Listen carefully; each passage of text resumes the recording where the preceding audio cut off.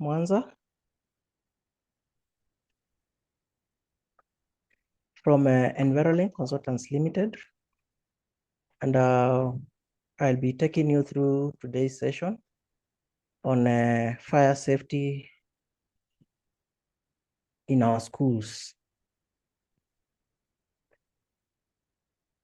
So in today's session, we will carry on with a brief discussion on fire safety management in our schools. Thank you so much. You could get me clear, Doreen? Loud and clear, Vincent. Okay, so thank you.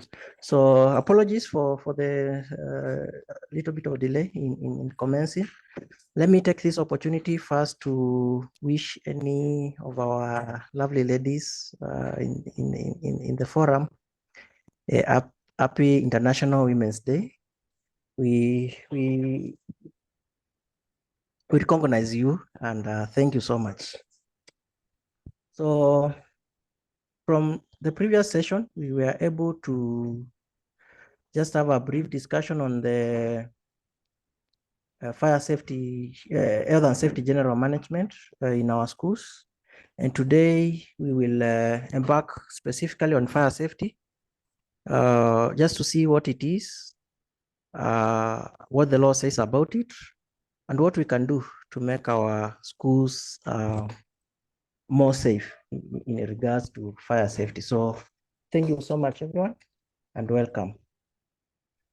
Now, to begin with, we have a few acronyms or terms that may come along and their definitions. So the terms are DOSH, which is Directorate of Occupational and Safety Services, ERP, which will mean Emergency Response Plans.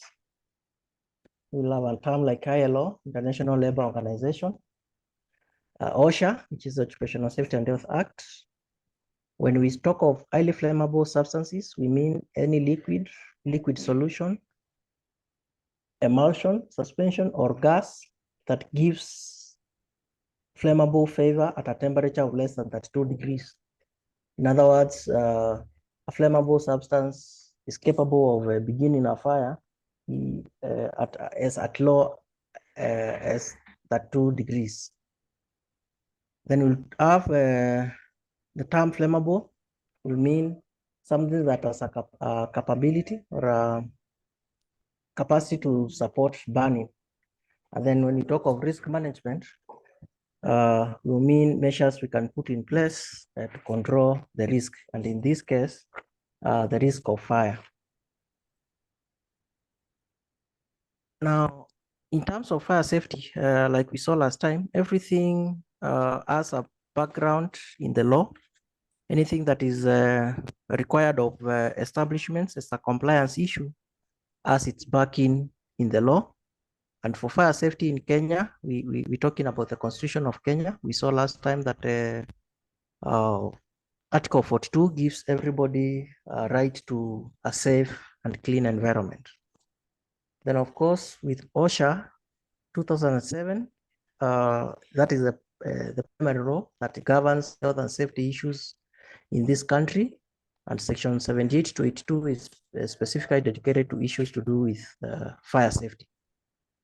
There's also now narrowing down to the very specific rule that applies for fire safety is known as the Fire Risk Reduction Rules of 2007. And this one lays down the expectations and even a guideline on how to do to ensure that we keep our premises, be it our homes, our schools, our offices, free or at a level that fire risk is reduced to the acceptable levels. And then from here, going closer to our establishments, that is schools, we have the Basic Education Act of 2013. We have the safety standard manuals for schools in Kenya. For 2008, which is the standard number 12, specifically about schools. in regard to the issue of fire safety. And of course, we have the guideline that was issued by the Minister of Education, which is a policy document for 2018. So these are the legal frameworks or the legal tools that give both a direction and an obligation to every other person managing an institution to comply with to ensure our places are safe in terms of fire safety. Now, we go into our presentation for today, that is fire safety, and we begin by understanding what is fire. We are saying that fire is essential for many livelihood, to support livelihood in many ways. And number one is for survival. From the early days of humankind, I think we've been able to see in history that the invention of fire was a turning point in the history of development of man. So it is essential part of our survival as human beings. We need it for comfort. That is, we need fire for comfort. People, or times when we have bad weather, when we have things that we need to work with. We need to get comfort from fire. We need it also for development. We realize fire, when we talk of fire, we are not just talking about the regular fire for in our kitchens. We are also talking about other applications for fire. For example, in welding, using it to generate steam, using it to generate various, or even to enable various reactions that enable development to happen. We also need it for prosperity as human beings. And therefore, in short, we can say fire is adorable. It's a good thing. However, even though it is a good thing and we use it for these applications, we all know that if not well used, if not well handled, if instances of mishandling or misuse happen, then we can get the negative side of the same. Now, we're saying that for fire to happen, there are three basic elements that we need, because fire itself, it's a chemical chain of reactions. It's not just something that occurs. There has to be a few things that need to take place for fire to be there. And we are saying to our fire, we will need to have heat. We need to have the fuel or something that will burn. We need to also have oxygen. That is from basic science. We know that for fire to be there, these three things must be there. And the heat is the energy necessary to increase the temperature of fuel to where sufficient favor is given off for ignition to occur. So we are saying if there's no sufficient favor, flammable favor, ignition will not occur. And like we began with our introduction, saying that some of the terms saying introducing highly flammable materials, we saw that some materials that will produce this favor at very low temperatures, and others you can go even to thousands of degrees centigrades and they will not catch fire. For example, some metals, you can burn them even at 2000 degrees before they change their state and before they can actually support burning by their own. And then we have fuel. Fuel is the material that will burn, whether solid, whether liquid or gaseous. We're talking about anything. Think of paper, anything that burns, clothes, plastics, certain metals, anything that burns can provide fuel that is needed for there to be fire. And then we have oxygen, which is the air that we breathe. We know that about 21% of it is oxygen, and oxygen supports life, and oxygen supports many other processes and reactions, including fire. And for fire, we only need around 16% of oxygen, and then have the other two components in place for a fire to start. So those are the three important aspects that will result into fire. And a fire can only start when the three are present. So this is important for us to understand or to even design ways of making sure a fire does not start where we don't need it, and making sure we are ready to tackle fire in case it starts by eliminating one or two of them altogether.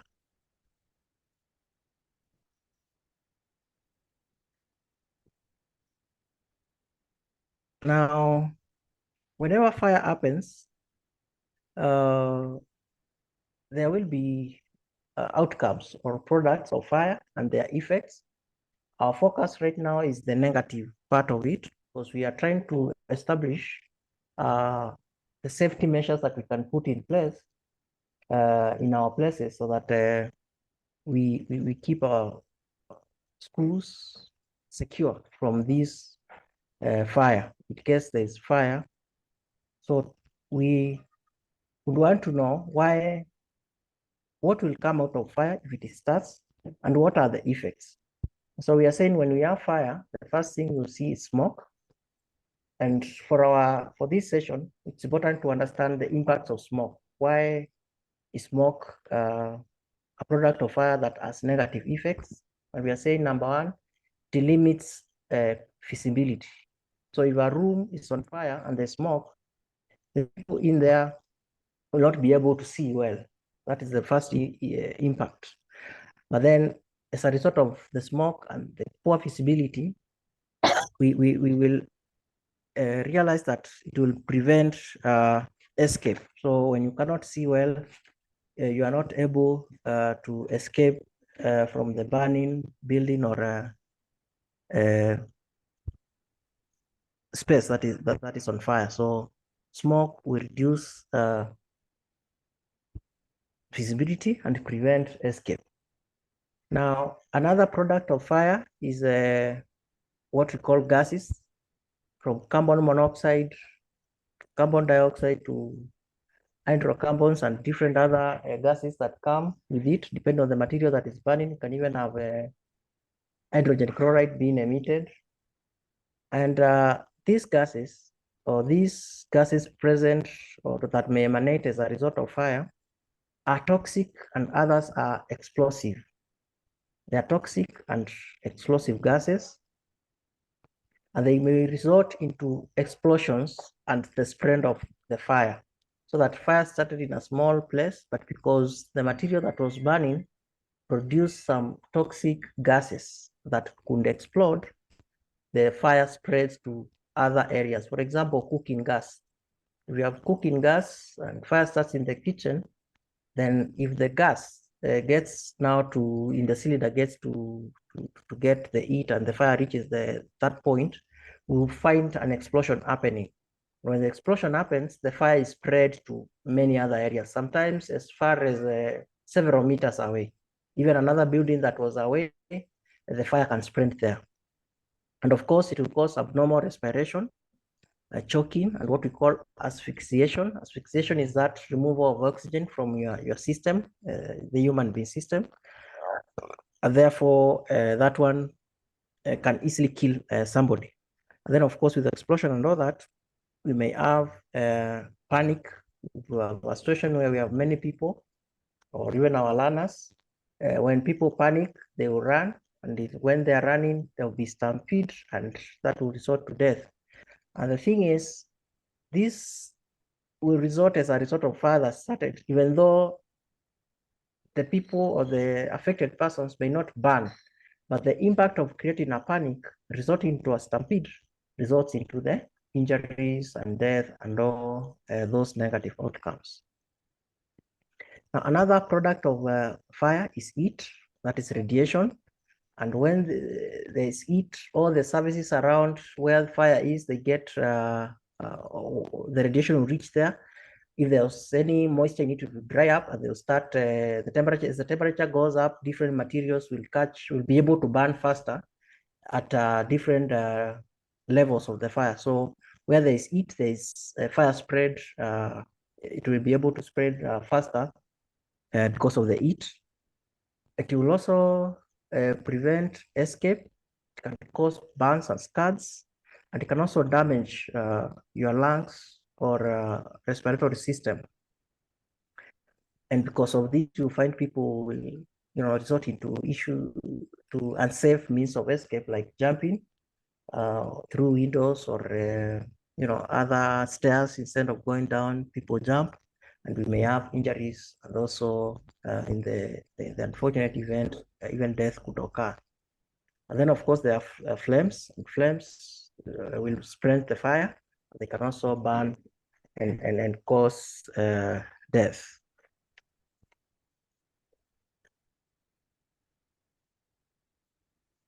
So, having known the causes of fire, what fire needs to be present, we look at how we can extinguish a fire if it begins. And we are saying that like I mentioned earlier in the previous, when I was introducing the components that are necessary for fire to occur, we can easily extinguish a fire by removing or changing one or two or more or the components needed. And what you can see on your screens is that the process of extincting fire is what we call the process of elimination. We eliminate, we remove. So the first one would be we starve. And to starve is to make sure that the fuel is not there. What gives energy for the fire to continue burning is not there. So we remove what is burning. For example, if there are logs of wood, there are materials that are burning, if you can be able to safely remove them, then we'll have succeeded in uh, putting off or extincting the fire. But this one is not always possible because once the fire starts, so many materials are burning. We're talking about the fuel. The fuel in terms of if there are desks, if there is the roof that has caught fire, if it's the walls, depending on what material they are made of, if there are things stored in a particular room. So it is very difficult to stop fire from burning using these means. Therefore, we move to the next option that we have, and that is cooling. Remember, we said for fire to happen, we need to have heat, and if we can reduce the temperatures, if we can cool it off, then the fire will go off. And this one means we use agents like water, like soil, and different components that can reduce the heat, the temperature of the fuel that is burning, or the material that is burning. And by doing so, the fire will go off.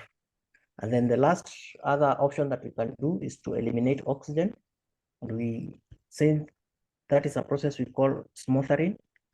That is, we cut supply of oxygen from the fuel that is burning, and we do that by reducing the percentage of oxygen.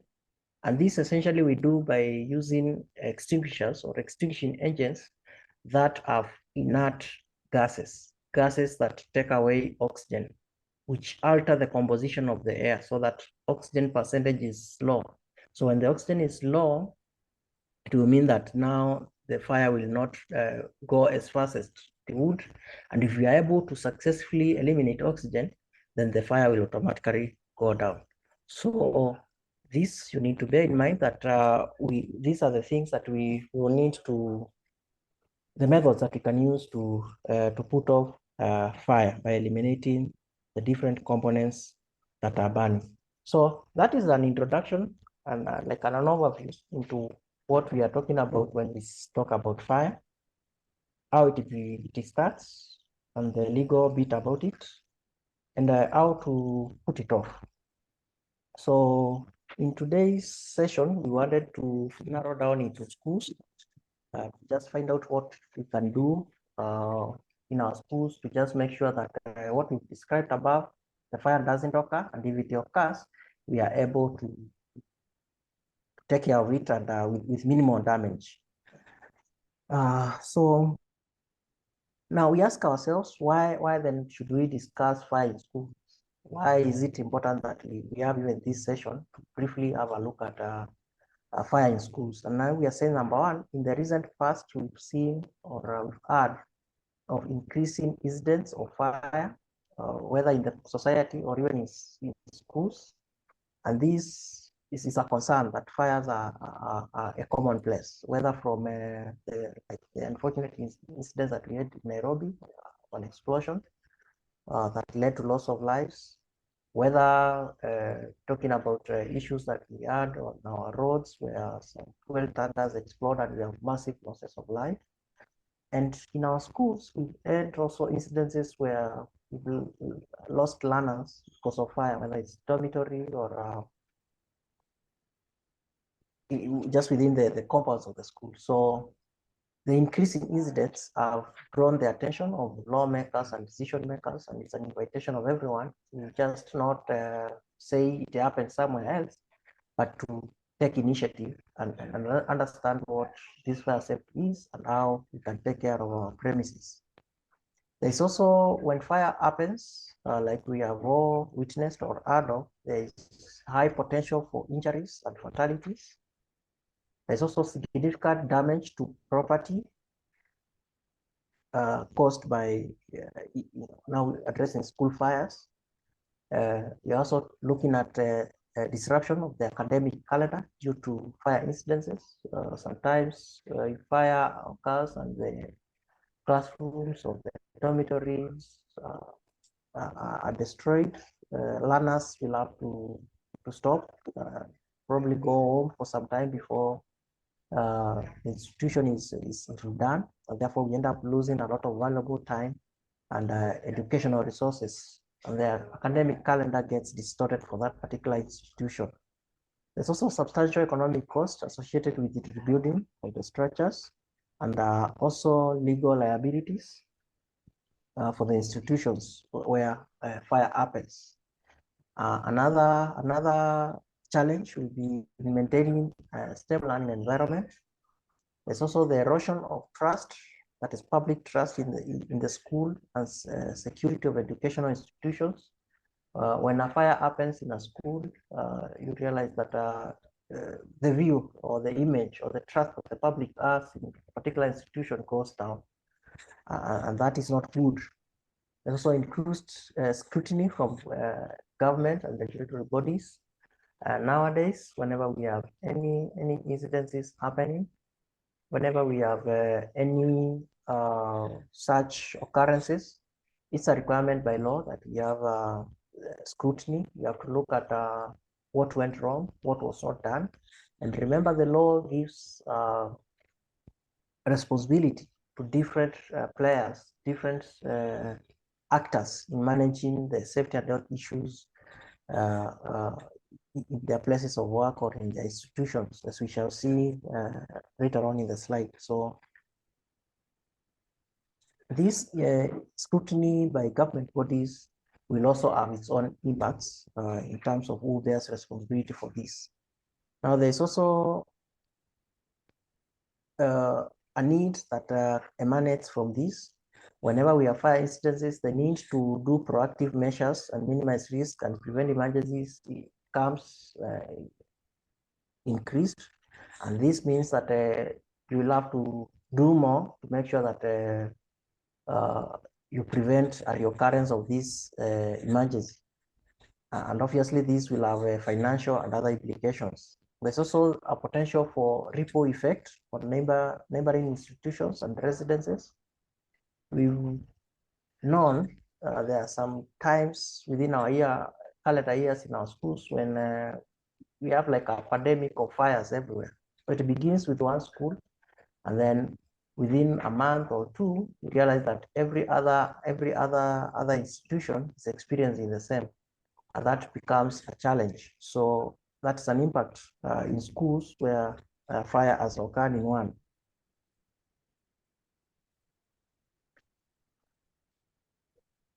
So all these are impacts of fires in schools that draw our attention, that make it necessary for us to, as managers and as administrators in these schools, to have a relook at how we are managing our fire safety arrangements in our schools. Now we look at fire hazards in schools. In our previous session, we defined hazard as anything that has a potential to cause harm. And today we are talking about fire hazards, but we are talking about what can cause fire in a school. And to begin with, we have electrical faults. Well, we have end cases where fires begin probably at night in a store. We feel where there was nobody, there was no work going on. And after investigation, we come to realize that it was an electrical fault. So we're talking about all the electrical systems and faulty wiring, or even overloaded power outlets like the sockets and the extension plugs that we use. So sometimes when they are overloaded, or they are old, they can result into a fire. So electrical faults are a serious and common fire hazard. They can be found in schools. We also have kitchen areas because of the activities of preparing our meals and for our children. In the process, we use fire itself, but this time for a good cause. But if not well managed, we have fires emanating from these places. When maybe a small fire starts and maybe the cook or whoever was attending to the meal and stepped out, and before they come back, the fire has already spread. Or when an accident happens in the kitchen areas and the gas cylinders catch fire. So kitchens are very common places where fire hazards can emanate from. From storage facilities is another source. And in terms of storage facilities, it's where we have not organized our storage facilities. We have clutter and we have flammable materials. You may find in some places somebody has stored, like petrol, their generator. They have stored some chemicals that are flammable and alongside other materials. And where at the right temperatures or the right conditions for fire to start, you find fire starting from such quarters. We also have chemical storage, handling of chemical substances, especially in laboratories. There are some chemicals or some chemical substances in our laboratories that can actually ignite fire by just reacting with other compounds. Some may react with water and cause spark to occur. So these ones, if not well managed, can also be sources of ignition. And where we have heating systems, especially in our boarding schools, where we have boilers, we have water heaters, whether solar or electric powered, in case they fail or they malfunction, which is mostly because of poor maintenance, they can also result into fire. So these are fire hazards. We also know that there is what we call assault or vandalism, and that is where individuals within the school or outside, talking about students, deliberately set fires. We know that most of the fire incidences in schools result as a result of a dispute or a misunderstanding or a grievance between students and the managers of schools or the teachers, and it spreads into them now coming up with a way of disrupting or expressing their anger and frustration, and they end up causing a fire, starting a fire. They burn the dormitories or DH or even offices just because of misunderstandings. And we also have outsiders who can just do it for various criminal reasons and end up starting fires in our schools. Cafeteria and dining areas can also result into fires. And wherever we have smoking, it can also result into fires. In our schools, I know smoking is not allowed, but the event that we have, gardeners, visitors who are smokers, they may also become a source or an hazard that may lead to fire in our establishments. Now, how do we respond to fires in our schools? We're looking at emergency response in terms of fire. And we are saying that occupiers, when we talk of occupier, we're talking about owners or operators or managers of schools. We're talking about school heads, boards and directors and teachers. They are required by law to ensure that installations of reliable fire alarm system. In other words, in any school, you need to have fire alarms. so that if a fire begins in one section, we are able to be alerted when it's beginning at the inception stages. We also need as a requirement that we do periodic fire safety audits and risk assessments, just to identify how safe the workplace is, what is not being kept or handled well that can result into fire. They are also required to clearly define evacuation routes and assembly points. In case of a fire, how do we escape? We need to establish that. Ongoing training sessions on emergency response protocols. We need to always have like reminder sessions where we train our people on what to do in case of a fire happening. We also are required to assign specific roles and responsibilities to staff. And by staff, I mean teaching and teaching staff how to handle emergencies in case of an emergency, in case of a fire, who has responsibility for what. Also required to do fire drills. Just a drill is like a mock. You know, we interacted with exams, so it's a mock. A mock is to practice what will we do in the event the actual thing happens. So we need to do that for fires, and that is what we call fire drills. Emergency scenarios also, we need to not just focus on fire, because when fire happens, there are other emergencies that come with it. When fire happens, some people may faint, others may get injured. So we need to also know how to handle other scenarios, emergency scenarios that can result from a fire, and ensuring availability of first aid kits and trained personnel. And because of these other emergencies that we are talking of that can occur as a result of fire happening in our place. We are also required to collaborate with emergency services like our county fire departments, and also other private fire services agencies that in case of an emergency, you can call and they can respond. We're also required to establish a clear communication channel with parents and guardians. In other words, we need to be able to communicate with our stakeholders in case there is a fire, and also to communicate with them why we are putting some measures in place. We need to understand why the school has meant these and these policies, because we are trying to take care of fire safety. Collaborate also with local law enforcement officers for enhanced security.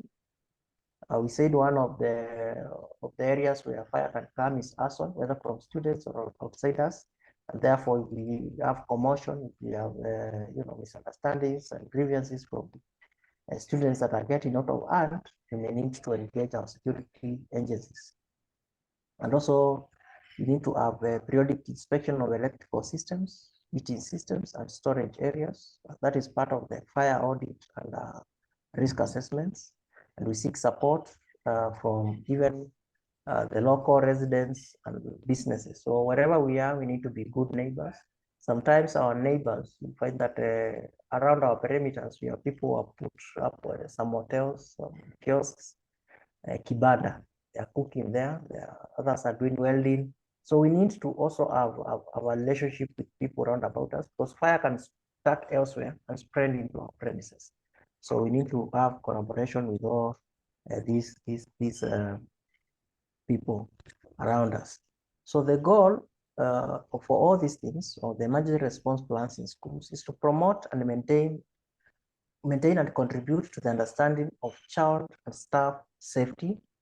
Our goal is to just make sure that we understand and we promote and contribute to that interaction where we are able to know how to keep our children safe, and the staff, both teaching and non-teaching, safe in our schools. We also need to empower members of the school community to handle disasters and therefore minimize the risks. We need to provide first-line emergency services to learners and staff who become victim or are injured or are taken ill as a result of fire-related emergencies. And therefore, we need to have those connections of first aid, of referral, of emergency, systems like the first aid ambulance services that we are able to offer these services to anyone who becomes ill or injured. We also have a goal to provide a benchmark for monitoring and appraising the safety status of our school. So we have to start somewhere. And once we have now understood and put measures for this fire safety thing, then we are able to benchmark from it. We also have a goal to prevent fire incidences and minimize the occurrence of fire incidents in schools. So it's a goal that we set in terms of fire safety to ensure that we minimize occurrence of fire incidents in schools as far as it is possible. If we can live for years and centuries without ever experiencing fires, that would be the best goal that a school can set and that we can achieve. Another goal is to have early detection and ensure early detection of potential fire threats. And like I said, if we can detect fire when it's beginning, we stand a better chance of putting it off. So we need to have, as a goal, the mechanisms to ensure we detect our school fires at the early or incipient stages. Our goal is also to ensure that we have learners and staff safety, well-being, protect property like the school infrastructure from damage, and ensure we also comply with the compliance requirements from different regulatory agencies, and establish effective and rapid response that can help in case of an emergency, and of course mitigating the various risks that come with fire if it does occur in our schools.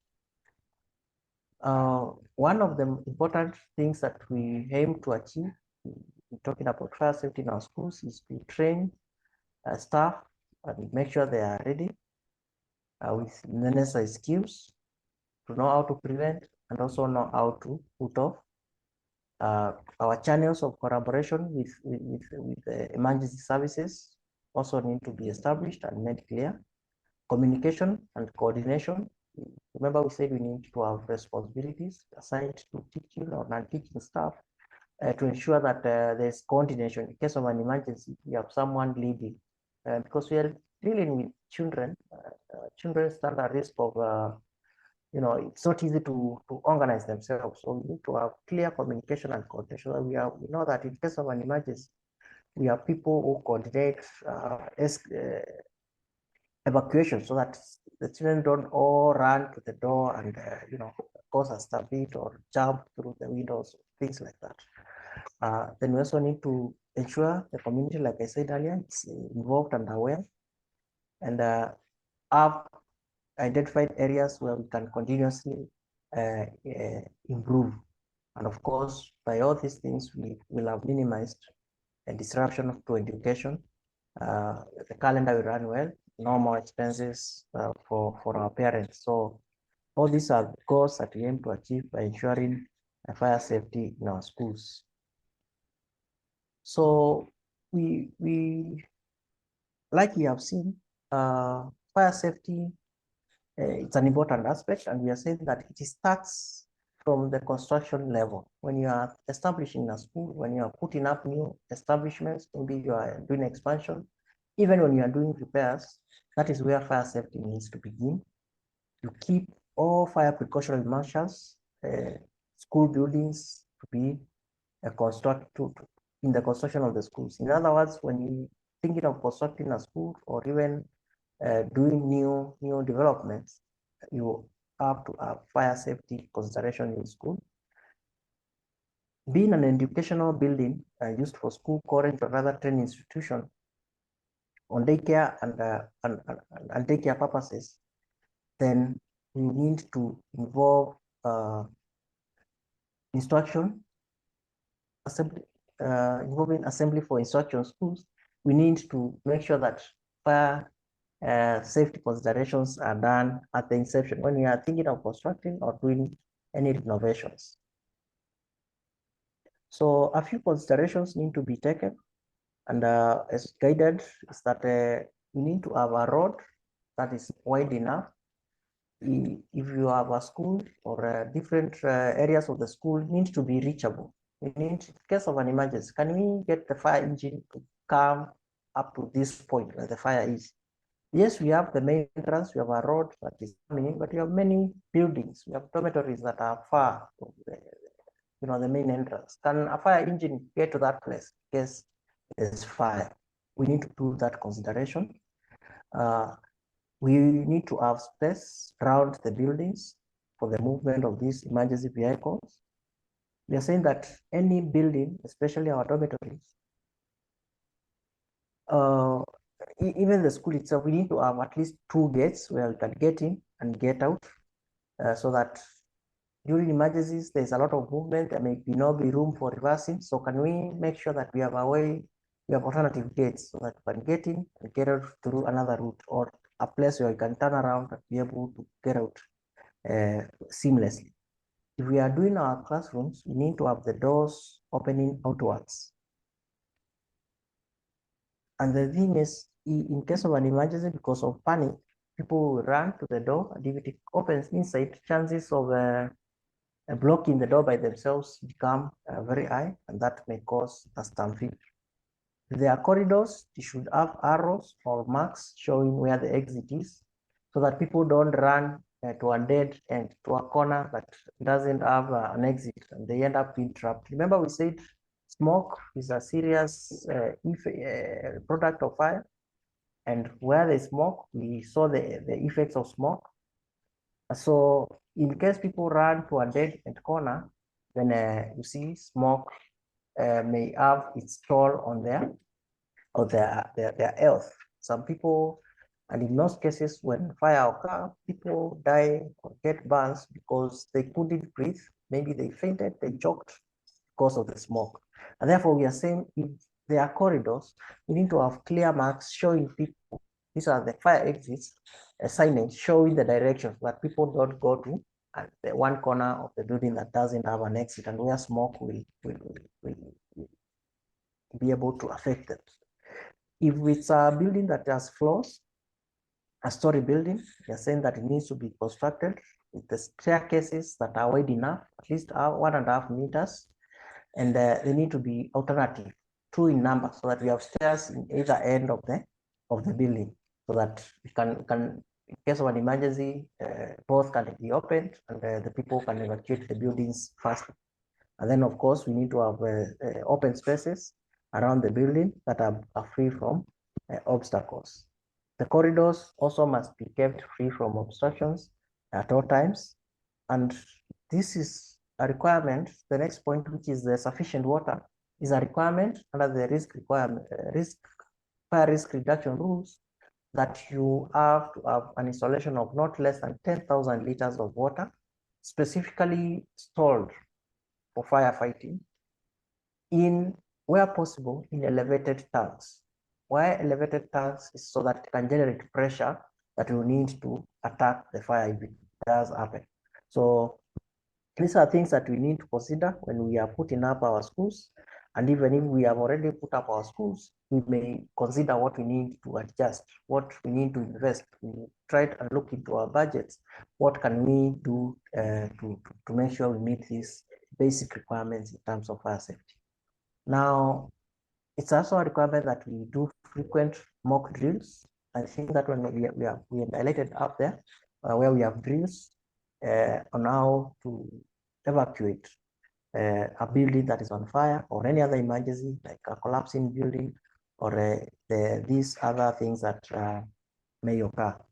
So even as we discuss these things, there are a few safety signages that we need to have.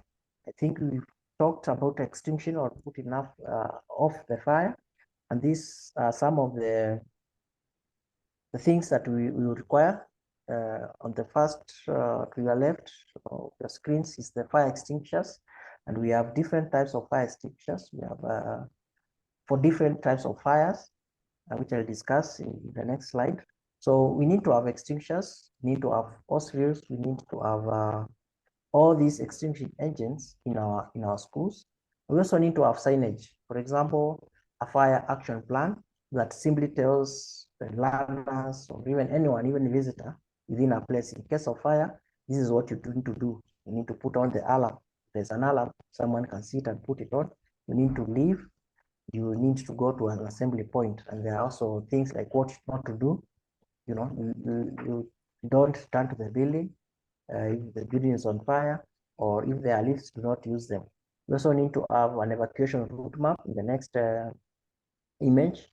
So a route map is if you are compound or you have many buildings, you have many, well, it's a story building with many sections, you need to be able to direct people to how to exit the building safely. So this is a map like showing you are on first floor, and the exit is on your left, so that people don't go to the right when the exit is on the other side. Another signage like the fire exit, just a direction of signage. Where we store highly flammable materials, we need also to put signage. And where in our schools, we need to make it clear that there is no smoking. And smoking is a major cause of fire, where the cigarette butts is just thrown anyhow, lands on grass or other materials that cause fire. And this is a summary of the firefighting appliances. You have water, you have foam, you have dry powder and carbon dioxide, and the different fires that it is able to tackle. And what fire is best for solid materials. We are talking any solid, water will do well. That is wood, paper, cloth, ordinary burning materials, but it will not do well for the other types of materials that burn. Foam, which is a chemical mixed with water, which is able to form, to make foam. The color code is yellow. For water, it's red. For this one is yellow, and it can be used even on solids. It can also be used on flammable liquids. If you have a liquid that is burning, diesel or such things, can be used there. If you have flammable gases and electrical fires, it's not appropriate to use it. And it's also good to use in the kitchen for the fats, cooking oil and fats. Dry powder, it's a chemical substance that is used for extinguishing fires, and it is good for almost all the classes of fire. You can use it for ordinary materials, you can use it for flammable liquids, you can use it for flammable gases, even electrical fires, you can use it. And then we have the last one, which is carbon dioxide, and it's good for electrical or flammable materials, liquids, and electrical fires, and also cooking oils. So these are some of the extinctions that you need to have. And from what you can see from the table, it's good to invest in an extinction agent that can, put off a majority of the fires that can occur in our workplaces. Now, if I may comment on fire or on water, we said that cooling is the best way to put off the temperature. So we need to have plenty of water, because at the end of the day, even if the fire began from a flammable liquid, it is spread into a solid material, whether it is wood, whether it is the roof that is burning, these are solid materials. So water must be there in plenty, because it will provide the cooling effect for the fires. Now, as we wind up, there's a requirement by the law that where you have these extinguishers, you're supposed to put them not more than 10 meters from class A, C, and D fires. And if I go back to our previous slide, is that class A is for ordinary materials, class B is for flammable liquids, and class D is for some of these flammable metals. There are metals that can burn. So we are saying that for these kind of fires, should not be more than 10 meters. But for class B, which is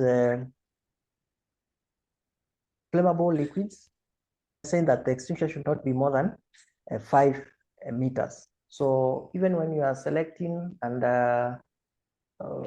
deciding where to position your extinguishers, you need to first understand the class of fire in that section, and then you make sure the extinguisher is not far away. So if we are talking about the kitchen, the extinguisher should not be far away, because it's a place we know there are fires. Frequently, they can happen in the laboratories, reaction chambers, where we position our extinguishers. it's very critical. And then lastly, the law will require that we mount these extinguishers at a height of at least 6 centimeters from the floor. So don't place them on the floor because they may get rust, and it's a metallic thing. Because of contact with water, know that the integrity of the cylinder will be compromised.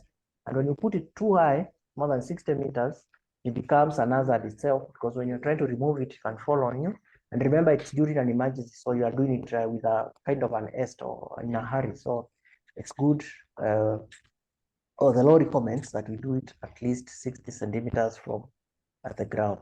We have, so that is about the extinctions. Now we have emergency response plan, and this one I'll just go through. It's supposed to be when you talk of an emergency, how do we plan for it? How should it look like? And we are guided on how it is supposed to be. And for a school, in a nutshell, in a school, this is what you need to look at. That you identify all emergencies likely at the workplace, and also you identify the emergency and you put a response to it. Say this fire is possible here, this kind of fire because of 1, 2, 3, and this is the response that we have. Emergency communication procedures, like we have alarms, internal and external. So we need to put fire alarms. We also need to have a way of communicating internally as an institution, and also with externally with now other agencies. Provision for persons living with disability. We need to have in place measures or procedures to be able to come to the aid or to evacuation of people with disabilities. So if you have people on wheelchair or people on crutches, people who are deaf or even blind, you need to take care of these people in your plan, so that you have a way of alerting them, a way of helping them to get out of the need. Then we are the plan should also have equipment or facilities and sites to be used for during emergency, including locations. So we are saying the equipment is the firefighting equipment. Facilities, we need to designate a particular area as a fire assembly point, and therefore these are things that your emergency response plan should have. We also, like we saw up there, need to have a command system. So we have responsibilities, who is doing what, who is doing the evacuation, who is doing first aid, who is taking care of security, and external responders. So we need to have assignment of responsibilities. We also need to have these responsibilities done to other stakeholders other than the teachers, learners, and workers. So how do we even make sure people on site as contractors and our visitors also take part in evacuation or in responding to this emergency? We need to have a system of egress. Egress means the route map to get out. So we need to have that system very clear in our emergency response plan, saying that if you are in block D, for example, if there's a fire in block D, this is how we get out of block D up to a safer place, maybe outside the premises. Or if you're in the dormitory, this is how you can evacuate. Procedures for fire drill. Remember, we said you need to be doing fire drills like once in a year, once, after a specific time. We also need to have that procedure as part of our emergency response plan. And also procedure for transportation of the injured persons. If there's an emergency, how do we get these people and people suffer injuries, how do we get them to hospitals? And of course, procedures for prevention and protection of fire from happening. So in brief, that would be the components of an emergency response plan. Now, we come to the end of our presentation. So I really thank you for your time. Quite a lot to go through, but we've been able to go through. And so I really thank you. We have in our presentation some of the services that we offer as a company, and our contact information that you can get from Betty and our team. So I think I'll hand over back to Doreen to take us from there. And if there are questions, I'm all in to respond to them. All right. Thank you very much, Vincent. I don't know if you can hear me clearly. Yes, I can. All right. Asante sana. I see we do not have any questions on our Q&A, but maybe as we can allow people maybe a minute or two just to ask questions if anyone has a question. But mine is just to recap on everything that you've spoken about. I think that was quite a packed presentation with so much insights on how to go about more safe environments for our learners and ensuring that our schools are prepared in case of fire. As we say in Swahili, ajali haina kinga. So these things do happen, but how prepared are we when it comes to maybe sensitizing our environment about fire, and also in terms of equipping our schools, just in case a fire comes up, are we ready to handle that, and how fast can we do that to ensure that everyone is safe and we are able to also take care of our environment. I think that was really, really insightful. Thank you so much, Vincent. I cannot see anyone raise up their hand or any question, but I can open it up for a minute for anyone who would want to ask a question, but they're able to do that.